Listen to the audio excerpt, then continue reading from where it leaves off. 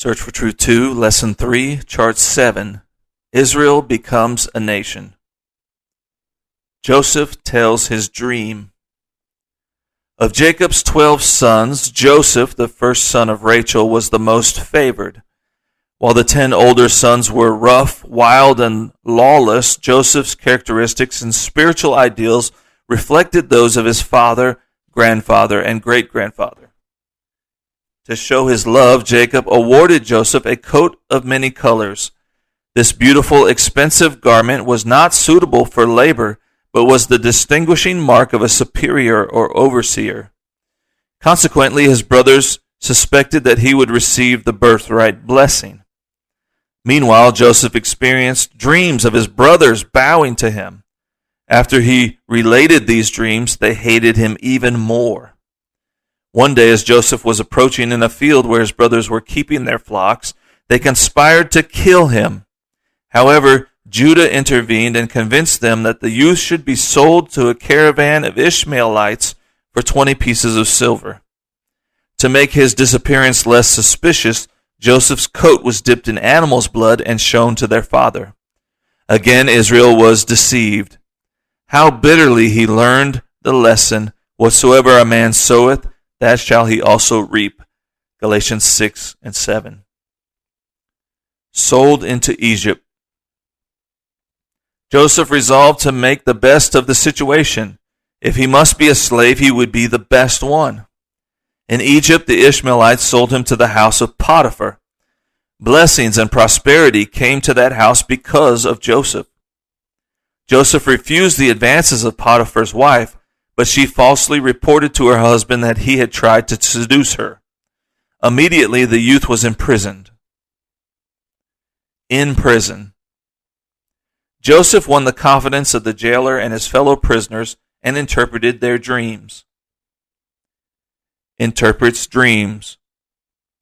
When Pharaoh had a dream no one could interpret, a former prisoner recommended Joseph. The dream revealed the future of Egypt, indicating there would be 7 years of plentiful harvest, followed by 7 years of famine. Pharaoh, impressed by Joseph's remarkable abilities, promoted him to food administrator over all of Egypt. When the famine became severe, his brothers sought to purchase food in Egypt. As the sons of Israel appeared before the important administrator of Egypt, in true Eastern fashion, they bowed low before him. Immediately Joseph recognized them, but they did not suspect his identity. Forgives brothers. After testing his brothers to prove whether their attitude had changed, Joseph fully and freely forgave them without accusation or retribution. He explained that God had sent him to Egypt to preserve their lives. Pharaoh encouraged Israel and his household to move to Goshen, a choice part of the land. When the aged patriarch and his caravans left their home in the Promised Land, little did they realize that this temporary move would last 400 years. The 70-plus men and women and children would grow to a mighty nation of several million. Before Israel's death, he formally adopted the 2 sons of Joseph. In subsequent history, Joseph was not recorded as a tribe of Israel. Instead, his sons, equal with the other 11, became 2 tribes, Ephraim and Manasseh. When the covenant blessing were bestowed, Israel censored and rebuked several sons. Judah, the 4th son, received the firstborn's blessing and was privileged to become the tribe through which the Messiah would come. Israelites became slaves in Egypt. For 100 years, they enjoyed peaceful surroundings. But the scene changed when the 18th dynasty came into power. The new Pharaoh Amos knew not Joseph and lacked respect for a Semite, or the strange shepherd community with its alien rites and traditions.